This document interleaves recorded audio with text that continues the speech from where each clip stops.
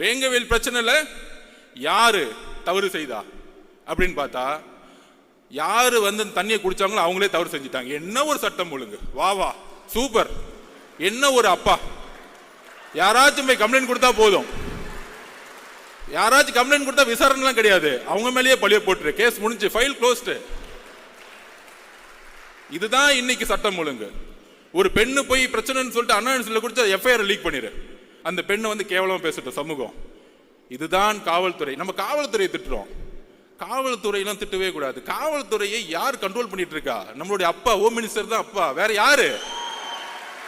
Home minister சரியில்லை, பிரச்சனை home minister சரியில்லை. இங்க காவல்துறை பாவம், அவர் என்ன பண்ணுவார்? ஐபிஎஸ் அதிகாரி மேல இருந்து ஆர்டர் வரணும்ல, மேல இருந்து ஆர்டர் வராம இல்ல தூக்கி 3 பேரை போட்டு, ஏன் ஓபிசி கன்சாலிடேஷன்.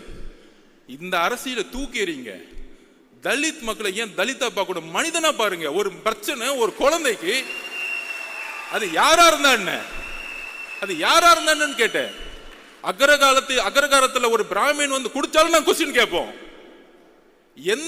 எந்த ஜாதியா இருந்தாலும் எங்களுக்கு கவலை இல்லை. மனிதம் தான் என்னுடைய தலைவருக்கும் எங்களுக்கும் முக்கியம்.